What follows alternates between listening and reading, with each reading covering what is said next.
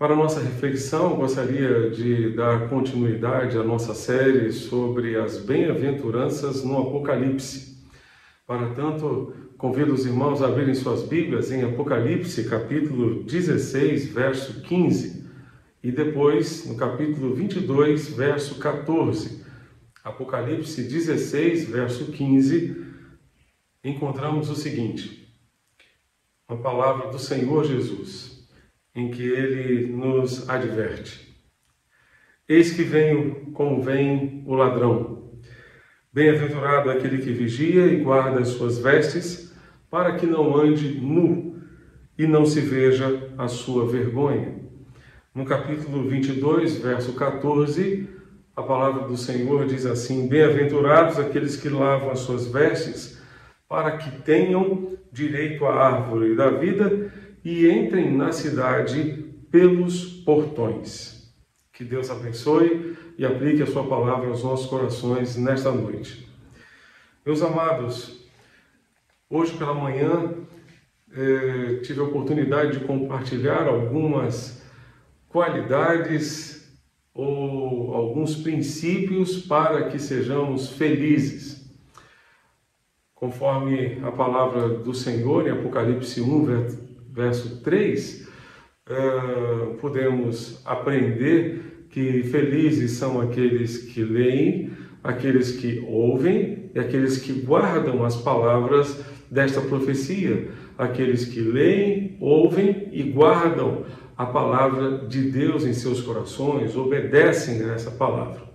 Aqui nós encontramos outros princípios, outras verdades que precisam estar nos nossos corações também, se desejamos ter uma vida feliz, se desejamos alcançar, de fato, a felicidade. Bem-aventurado é uma expressão que significa feliz. Vem da palavra grega makairos e justamente significa feliz. Então, quando encontramos aqui a expressão bem-aventurado, poderíamos substituí-la muito bem pela palavra feliz ou felizes. E poderíamos dizer bem-aventurado ou feliz aquele que vigia e guarda as suas vestes, ou felizes aqueles que lavam as suas vestes para que tenham direito à árvore da vida e entrem na cidade pelos portões. Então, a felicidade, de acordo com Apocalipse, como nós vimos pela manhã, é própria de quem lê, ouve e obedece a palavra de Deus. E aqui nós aprendemos também que feliz é aquele que vigia. Feliz é aquele que vigia, feliz é aquele que está alerta. Diz o texto aqui no verso 15 do capítulo 16: Eis que venho como vem o ladrão. Bem-aventurado aquele que vigia, aquele que está alerta. Charles Edmond disse que, mencionando o grande dia de Deus, o profeta interrompe a sua narrativa para inserir uma mensagem tendente a salientar a proximidade desse grande dia e a necessidade de vigilância da parte dos que seguem a Cristo. Precisamos estar alertas. Por quê? Porque ele vem como vem o ladrão, disse Jesus. Como é que vem o ladrão? De que maneira vem o ladrão? Bem, a grande arma do ladrão não é uma arma de fogo, mas é especialmente a surpresa. A surpresa. Ele normalmente faz de tudo para apanhar as pessoas desprevenidas, despreparadas. O ladrão chega de súbito, sem aviso, sem avisar que está chegando, de tal forma que ele consiga apanhar a pessoa, surpreendendo a pessoa com a sua ação, com a sua atitude. Você já enfrentou a dura realidade de receber a visita de um ladrão na sua casa? Já faz bastante tempo, muitos anos, que nós recebemos essa visita e chegamos em casa, a casa estava completamente revirada porque um ladrão havia passado por lá. É interessante perceber porque nós achávamos que a nossa casa era uma casa bem segura e de fato era, mas o ladrão conseguiu uma brecha, conseguiu um jeito de entrar naquela casa pastoral da igreja que pastoreávamos naquela época, 26 anos atrás. Bem, muitas vezes da mesma forma nós achamos que a vida está em dia, que está tudo ok, está tudo certo, mas às vezes não está. Às vezes não está tão bem segura assim. Às vezes nós achamos que estamos seguros, estamos em dia, está tudo ok, mas muitas vezes podemos acabar deixando uma brecha por onde o ladrão entrará e fará o seu estrago. Nós aprendemos no domingo passado que, conforme o Senhor Jesus afirmou em João capítulo 10, verso 10, o ladrão vem para matar, roubar e destruir. Mas eu, disse Jesus, vim para que vocês tenham vida e vida em abundância, vida plena. O ladrão ao qual Jesus se refere é o nosso adversário, é o inimigo das nossas almas. Ele vem para matar, roubar e destruir. E por isso nós precisamos ficar atentos para não deixar brecha, para não dar oportunidade a que ele entre e faça os seus estragos. A questão aqui nesse texto, quando Jesus disse, eis que venho como vem um ladrão, ele está falando sobre a necessidade de preparo. A grande questão nesse texto é o preparo ou o despreparo para encontrarmos Jesus, para nos encontrarmos com o Senhor naquele dia. Muitas pessoas provavelmente acham que estão preparadas para a volta de Jesus, mas talvez não estejam tão bem preparadas assim. Você está pronto para a volta de Jesus? Se Jesus voltasse agora, ele encontraria você preparado? Você preparada, minha irmã? Você estaria preparada para encontrar-se com Jesus? Na linguagem do Apocalipse, você pode dizer agora para Jesus, ora vem, Senhor Jesus, pode vir, Jesus, porque eu estou pronto, eu estou pronta, eu estou preparado para receber a tua presença neste momento, a tua volta neste momento. Você, meu irmão, você, minha irmã, estão preparados de fato? Está tudo ok, tudo resolvido, sem pendência alguma, sem nada para ser tratado, sem questão alguma que esteja pendente. Quais são as questões que você sabe que precisa resolver e tem deixado para depois, tem adiado? Bem-aventurado aquele que vigia, bem-aventurado aquele que está alerta, para não ser surpreendido, para não ser apanhado de surpresa. Bem-aventurado aquele que vigia. O vigia é aquele que toma conta de um patrimônio e normalmente passa a noite inteira vigiando. Ele vigia durante as vigílias da noite. E a sua obrigação é não dormir. Não dormir. A sua obrigação é estar alerta, é estar atento, para não ser surpreendido, para não ser pego de surpresa por algum ladrão, por algum malfeitor, por alguém que tenha más intenções para com aquele patrimônio. Então nós precisamos vigiar. O guarda noturno, o soldado que está no seu posto de vigia, ele não pode cochilar, ele precisa vigiar, não pode pestanejar. E como é bom a gente se lembrar no Salmo 121, onde o Senhor diz que o nosso Deus não dorme, ele não tira uma pestana, ele não cochila, Ele está alerta o tempo todo para cuidar de nós, para nos proteger, para nos guardar. E porque Ele não dorme, nós podemos dormir e podemos descansar em paz. Porque sabemos que Deus está cuidando de nós. Como diz o Salmo 127, Ele supre aos seus amados enquanto dormem. Enquanto estamos dormindo, o Senhor está suprindo, o Senhor está provendo, está intervindo e fazendo a sua obra também na nossa vida. Mas voltando ao texto, bem-aventurado aquele que vigia, aquele que não dorme, aquele que não tira uma pestana, aquele que não cochila. Bem-aventurado aquele que se prepara, aquele que se prepara. Aquele que resolve a sua vida e que deixa tudo pronto para que o Senhor, vindo de dia, vindo de noite, vindo a qualquer hora, o encontre preparado. Preparado. Jesus contou várias parábolas a esse respeito e ele alertou sobre o servo que dizia: meu Senhor tarda em vir.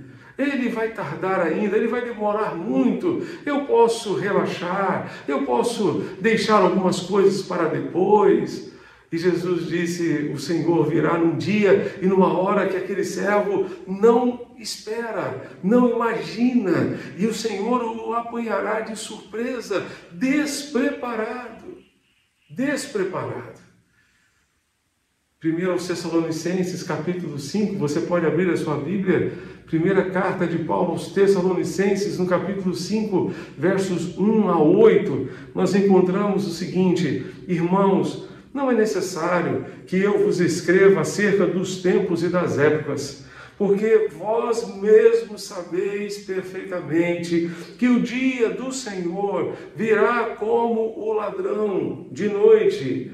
Quando estiverem dizendo paz e segurança, então de repente a destruição lhes sobrevirá como dores de parto à mulher grávida, e de modo nenhum escaparão.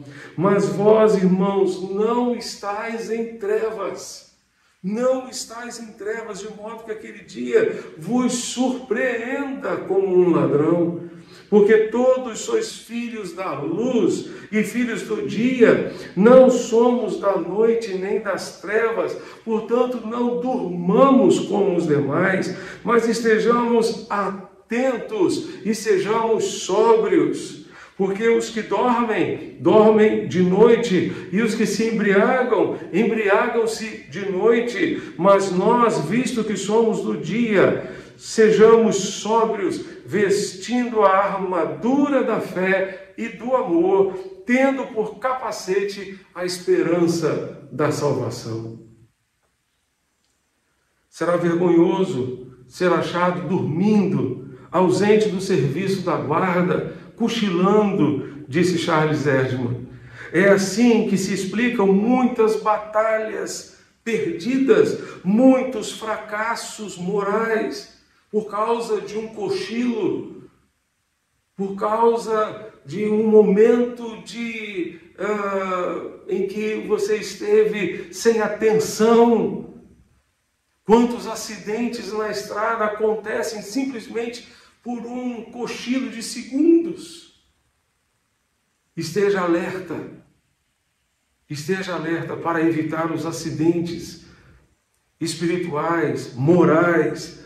George Led, ele nos diz o seguinte: para os que estão despertos, despertados, atentos, a sua vinda, a vinda de Jesus não será surpresa, não será inesperada, mas será uma libertação feliz da situação trágica do mundo, do mundo em que se encontram.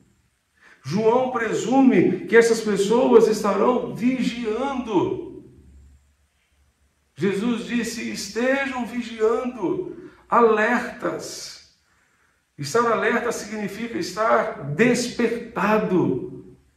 A ênfase é colocada integralmente sobre a volta imprevista do Senhor, e por causa desta época de incerteza, os crentes nunca podem se acomodar e dormir, têm de estar sempre acordados e vigilantes. Dormir significa dizer paz e segurança.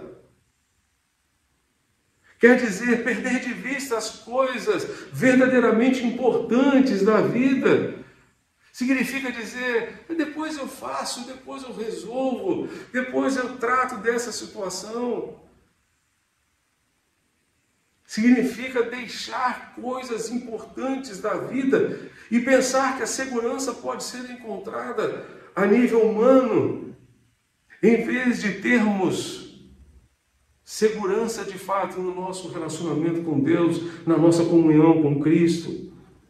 Para este sobrevirá, como diz o texto aqui de Tessalonicenses, repentina destruição, como vem a dor de parto àquela mulher que está grávida. Felizes são aqueles que se preparam para a vinda do Senhor. Felizes são aqueles que se previnem. São aqueles que vigiam, que não são pegos de surpresa. Marcos capítulo 13, 32 a 37, Jesus vai afirmar: fiquem vigiando, pois vocês não sabem que dia vai chegar o seu Senhor. Lembre-se disto: se o dono da casa soubesse quando ia chegar o ladrão, ficaria vigiando e não deixaria que a sua casa fosse arrombada. Por isso vocês também fiquem vigiando, pois o Filho do Homem chegará na hora em que vocês não estiverem esperando. Precisamos ficar vigilantes. Felizes são os que se preparam.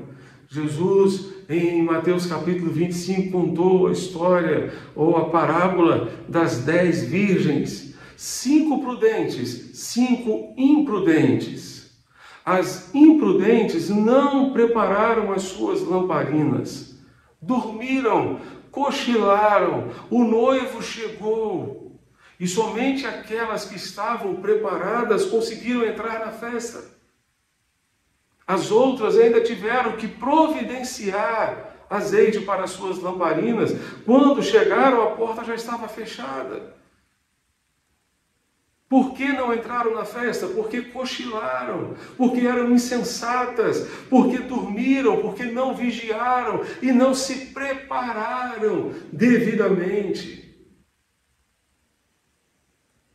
Quais são as questões que precisam ser resolvidas na sua vida? Qual é o azeite que está faltando na sua lamparina, na lamparina da sua comunhão com Deus? Não permita que o Senhor chegue e você ainda tenha pendências para resolver, ainda tenha situações para serem resolvidas. Em nome de Jesus, prepare-se agora, prepare-se hoje, resolva o que tem que resolver hoje, na presença do Senhor. Quais são os preparativos que você precisa fazer para aquele grande dia? Quais são aquelas questões que você tem empurrado com a barriga, sempre deixando para depois? Isso me faz lembrar da primeira carta de João, capítulo 2, verso 28. João nos dá um conselho maravilhoso. Ele diz: e agora, filhinhos, permanecei nele, para que tenhamos confiança quando ele se manifestar. Não fiquem envergonhados diante dele na sua vinda.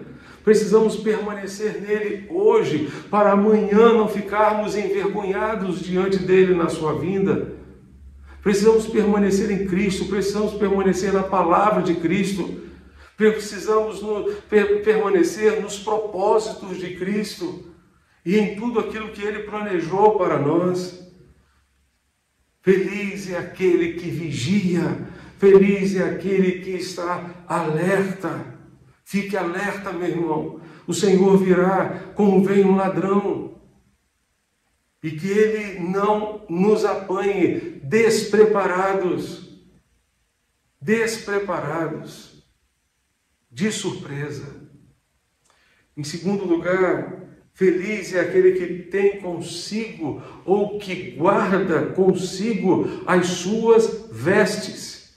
Guarda consigo as suas vestes. O texto nos diz lá em Apocalipse 16, verso 15. Bem-aventurado aquele que guarda as suas vestes, para que não ande nu, nem se veja a sua vergonha. Eugene Peterson, na Bíblia A Mensagem, ele vai traduzir esse texto da seguinte maneira: vigiem, eu venho sem aviso. Eu venho sem aviso como um ladrão. Espero que estejam acordados e vestidos, prontos para me receber. Mas será muito ruim se forem encontrados correndo pelas ruas, sem roupa e envergonhados. Será muito ruim. Guardar as vestes é não tirá-las para dormir. De outro modo, estará sujeito a andar nu se for despertado, de repente, obrigado a fugir, despido. Em 2011, a região serrana do Rio de Janeiro foi surpreendida numa noite de janeiro daquele ano, em que uma grande enchente abalou a região serrana do estado do Rio de Janeiro. E as pessoas saíam de casa, de pijama, de roupa de dormir, de madrugada, 2, 3 horas da manhã, com medo daquela enchente. Muitas e muitas pessoas morreram, soterradas, afogadas nos rios, riachos, córregos que se transformaram em rios que invadiram casas e tudo mais, e as pessoas saíram correndo de madrugada porque foram pegas de surpresa, desprevenidas. E algumas saíram de casa com a sua própria roupa de dormir. O que o texto está dizendo aqui significa que ter as vestes conosco, guardadas conosco, significa que estamos preparados para aquele grande dia, significa termos também uma vida pura de santidade, porque a nudez e a vergonha são o oposto da pureza e da santidade que Deus espera de cada um de nós. Warren Wiersbe diz que Jesus Cristo pode voltar a qualquer momento, portanto, devemos manter uma vida pura e permanecer vigilantes e fiéis ao Senhor nosso Deus. Jonas Celestino afirma que a bem-aventurança da pureza não se refere apenas à sexualidade. Ela engloba a sexualidade, mas engloba toda a nossa vida. Ela se refere a tudo aquilo que pode gerar malícia em nossos corações. A ordem aqui é vigiar, é cuidar dos valores que são armazenados na nossa mente, no nosso coração. Guardar as vestes consigo é guardar os valores na nossa mente, no nosso coração. Esses valores são as nossas vestes. Essas vestes manifestam o nosso interior. Estar nu é estar destituído de beleza interior, de recato espiritual e de fidelidade a Deus. Isso me faz lembrar da igreja de Laodiceia, uma igreja que recebeu uma carta específica aqui no Apocalipse, no capítulo 3, e os versos 18 a 20 do capítulo 3 de Apocalipse, você pode acompanhar comigo. Apocalipse 3, de 18 a 20, nós vamos encontrar o seguinte: eu te aconselho, o conselho de Jesus para aquela igreja, eu te aconselho que compres de mim ouro refinado no fogo, para que te enriqueças. Outro conselho de Jesus: que tu compres de mim roupas brancas, para que te cubras, e a vergonha da tua nudez não seja mostrada, e colírio para que apliques sobre os teus olhos e enxergues. Eu repreendo e castigo a todos quantos amo. Sê, pois, zeloso e arrepende-te. Estou à porta e bato. Se alguém ouvir a minha voz e abrir a porta, entrarei em sua casa, cearei com ele e ele comigo. Jesus está recomendando àquela igreja dizendo àqueles irmãos para comprarem roupas brancas, para cobrirem a vergonha da sua nudez. A igreja de Laodiceia se orgulhava da sua prosperidade material e de um suposto bem-estar espiritual. Se considerava uma igreja forte, capaz, mas estava completamente enganada. Jesus disse àquela igreja: eis que estou à porta e bato. Aquela igreja não poderia ouvir uma palavra, uma repreensão pior do que essa.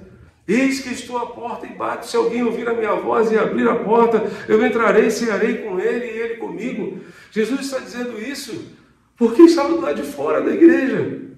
Não existe uma advertência pior do que essa para uma igreja. Jesus estava do lado de fora da igreja. Jesus estava do lado de fora das decisões da igreja. Jesus estava do lado de fora da realidade de vida daquela igreja, da comunhão daqueles crentes, dos relacionamentos daqueles crentes. Eles estavam vivendo uma vida alheia a Jesus, porque ele estava do lado de fora da igreja. A coisa mais triste que existe numa igreja é ter Cristo do seu lado de fora.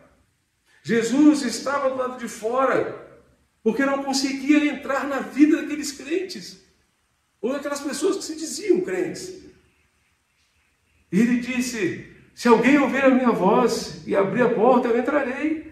Precisamos ouvir a voz de Cristo a nos chamar, para abrirmos nossos corações para Ele e termos uma vida cristã consistente, autêntica. Vivermos um cristianismo autêntico. Cristo deseja estabelecer essa íntima comunhão conosco. No capítulo 3, verso 17, ele diz a essa igreja: porque tu dizes, sou rico, tenho prosperado e nada me falta, mas não sabes que és infeliz, miserável, pobre, cego e nu. Que quadro deprimente esse, relatado por Jesus. Essa era a verdadeira situação espiritual daquela igreja, que se achava. Precisamos permitir a sondagem do Senhor, para que Ele nos mostre o que de fato somos diante dEle, e não aquilo que achamos a respeito de nós mesmos. Precisamos avaliar a nossa vida do ponto de vista de Deus. Muitas vezes achamos a nossa vida espiritual, achamos que ela está excelente, que ela está às mil maravilhas, quando na verdade as coisas não estão bem assim. Precisamos de vestes brancas, vestes puras, que representam a nossa sinceridade e a nossa santidade diante de Deus, que representam um caráter santo e transformado, uma língua santa, um temperamento santo, relacionamentos santos na presença do Senhor. Do contrário, nossas vestes serão manchadas pelo pecado. E quando a Bíblia fala em pecado, está falando em pecado mesmo. Está falando de tudo aquilo que entristece o coração de Deus, tudo aquilo que não tem nada a ver com aquilo que Deus sonhou para nós. Está falando de pecados de comissão e de omissão, daquilo que cometemos de errado e do bem que deveríamos fazer e deixamos de fazer, nos omitindo. Tiago nos diz que se nós sabemos fazer o bem e não fazemos, nisso estamos pecando. Por isso, felizes são aqueles que têm as suas vestimentas consigo, que guardam as suas vestimentas.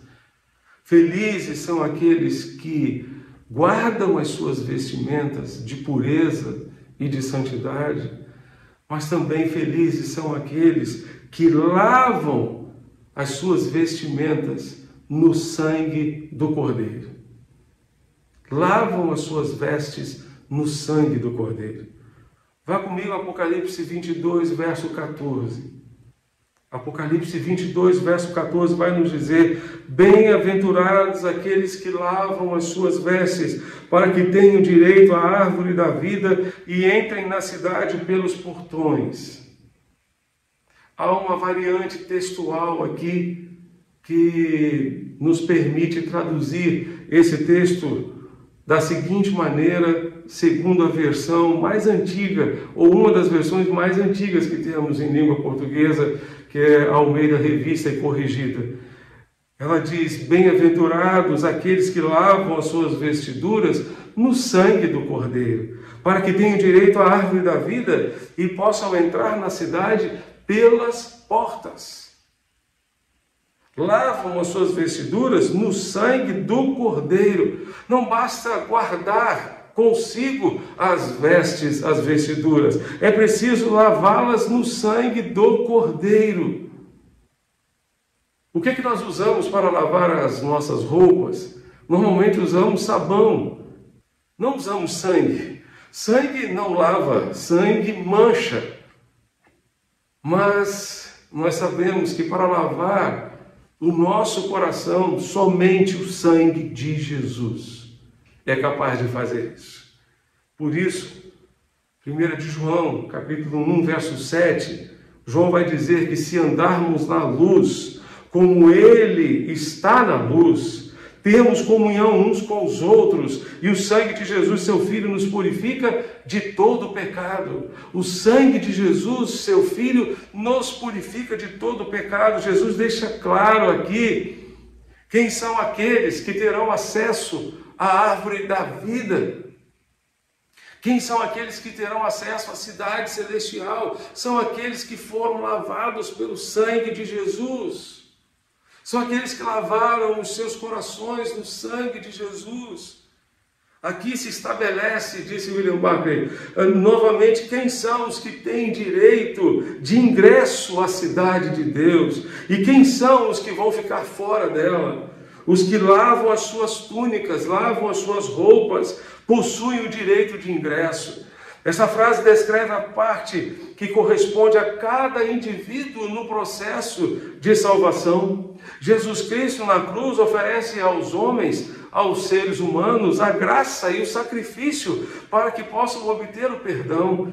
Cada um tem que lavar as suas vestimentas, segundo a expressão que João usa, no sangue de Cristo. Para usar outra imagem similar, podemos dar a um homem água e sabão para lavar as suas vestes, mas não podemos obrigar essa pessoa a fazer isso. Ela terá que banhar água, sabão, para lavar as suas vestes, de forma voluntária. Os que entrarem na cidade de Deus, os que terão acesso à árvore da vida, serão os que tiverem aceito o sacrifício de Cristo e se apropriarem dele. Lembram do Jardim do Éden? Lá no Jardim do Éden, Deus selou a árvore da vida e ninguém poderia ter acesso a essa árvore, mas agora ela aparece aqui de novo. A mesma árvore que está lá em Gênesis capítulo 3, agora aparece aqui em Apocalipse capítulo 22, no desfecho da Escritura. Quem pode ter acesso a essa árvore? Aquele que lava, portanto, as suas vestes, lava o seu coração no sangue do Cordeiro. A entrada é pela porta, dando a ideia de um acesso livre à cidade de Deus, sem nenhum tipo de constrangimento e sem sensação de estar usurpando. O segredo dessa liberdade, ter lavado as vestes, ou seja, ter sido purificado, ter sido perdoado pelo sangue de Jesus. É justamente por isso que Pedro vai nos dizer, na sua primeira carta, no capítulo 1, de 17 a 20. Localize na sua Bíblia, Pedro, 1 de Pedro, capítulo 1, versos 17 a 20. Diz assim: andai em temor, ou andai com temor durante o tempo da vossa peregrinação. Se chamais de Pai aquele que julga segundo as obras de cada um, sem discriminação de pessoas, sabendo que não foi com coisas perecíveis, com prata ou ouro, que fostes resgatados da vossa maneira fútil de viver, recebida por tradição dos vossos pais, mas fostes resgatados pelo precioso sangue, como de um cordeiro sem defeito e sem mancha, o sangue de Cristo, conhecido já antes da fundação do mundo, mas manifesto no fim dos tempos, em vosso favor. Hernandes Dias Lopes afirma que o critério para a salvação não são as obras, mas são certamente o sangue de Cristo, o sangue de Jesus, a obra de Cristo na cruz. Os santos não são justos por causa das suas obras, mas por causa do sangue de Jesus. Os habitantes da Nova Jerusalém entrarão na cidade pelas portas, não por causa das suas obras, mas por causa do sangue de Jesus. Os lavados no sangue do Cordeiro vencem o maligno, comem do fruto da árvore da vida e entram na cidade pelas portas. Por isso, felizes são aqueles que são perdoados pelo sangue do Cordeiro. Felizes são os que lavam as suas vestes, aqueles que limpam os seus corações com o sangue do Cordeiro, para viverem em santidade o restante de suas vidas nesse mundo. O Senhor virá como um ladrão. Felizes são aqueles que se preparam. Felizes são aqueles que vigiam. Felizes são aqueles que estão alertas. Felizes são aqueles que guardam suas roupas consigo para que não andem nus, envergonhados. Felizes são aqueles também que lavam as suas vestes, lavam os seus corações no sangue do Cordeiro de Deus. A segunda vinda de Cristo, o dia em que o Senhor chegar, no dia em que Ele voltar como chega um ladrão de surpresa, marcará esse dia o fim das oportunidades. Cessarão as oportunidades. Desde o momento em que o Senhor surge nas nuvens do céu e se põe a descer, não haverá mais oportunidade para a conversão, não haverá mais oportunidade para o perdão dos pecados, não haverá mais oportunidade de transformação de vida. Ele não virá mais para salvar, mas virá para julgar todo o ser humano. Aqueles que creem em Cristo e foram perdoados, cujos nomes estão escritos no livro da vida, não têm motivo para se entristecerem. Nosso destino é a glória, nossa pátria é o céu. Temos uma vida e bendita esperança. Temos uma coroa para receber, temos uma linda herança com Cristo, temos pela frente o paraíso, a casa do Pai, o lar celeste, a nova Jerusalém, a bem-aventurança eterna. Isso tudo nós temos reservado para nós em Cristo Jesus. Se aproveitarmos agora essa oportunidade que o Senhor nos dá, de entregarmos nossa vida a Ele, de confiarmos nele como nosso Senhor e nosso Salvador pessoal. Esse é o desejo do seu coração. Eu já tomei essa decisão um dia, e muitas pessoas que nos acompanham hoje, graças a Deus, já tomaram essa decisão também um dia. Mas você precisa tomar essa decisão hoje. Talvez você também esteja afastado de Jesus ou dos caminhos de Jesus, dos propósitos de Jesus para a sua vida. Você precisa se reconciliar com Jesus. Você precisa voltar para Cristo, para que aquele dia não apanhe você desprevenido, despreparado, de surpresa. Felizes são aqueles que vigiam, felizes são aqueles que se preparam, que tomam todas as providências necessárias. Você precisa tomar agora mesmo uma providência de se arrepender dos seus pecados e confiar em Jesus como seu Salvador pessoal. Este é o desejo do seu coração. Eu quero convidar você para fechar os seus olhos e orar comigo neste momento. Vamos orar ao Senhor. Se você deseja entregar a sua vida a Jesus, se você deseja se reconciliar com Cristo, se você, meu irmão, minha irmã, entende que precisa lavar as suas vestiduras no sangue do Cordeiro para ter uma vida santa, para abandonar o pecado, para abandonar hábitos pecaminosos, para abandonar tudo aquilo que está impedindo a sua comunhão com Deus. Eu quero orar com você também. Feche os seus olhos nesse momento e acompanhe-me, portanto, nesta oração. Vamos orar. Pai Celeste, Deus bendito, contempla-nos aqui nesta hora, neste momento. Contempla aqueles que nesta noite estão, ó Deus, se arrependendo dos seus pecados e querem, ó Deus, lavar, ó Deus, os seus corações no sangue de Jesus, querem tomar posse do perdão que somente Jesus pode oferecer. Pai amado, faz esta obra, escreve seus nomes no livro da vida, dá-lhes, ó Deus, esta bem-aventurança, dá-lhes, ó Deus, a felicidade de viverem com Jesus o restante de suas vidas, na dependência do Senhor, para fazer a vontade do Senhor. Guarda-os e livra-os de todo mal. Abençoa aqueles que estão se reconciliando, estão voltando para Jesus, porque entendem que o tempo está se cumprindo e que não podem perder mais tempo em suas vidas. Precisam gastar o restante de suas vidas preparando-se para aquele grande dia em que o Senhor voltará. Ó Deus bendito, para que não sejam apanhadas de surpresa, despreparadas, desprevenidas. Ó Senhor amado, ajuda-nos a permanecer em Cristo, para que não sejamos achados envergonhados diante dele na sua vinda, como disse João. Ajuda-nos a permanecer em Cristo. Portanto, ó Deus, contempla aqueles que querem lavar, ó Deus, as suas vestes, lavar os seus corações no sangue do Cordeiro, para terem uma vida de santidade daqui para frente.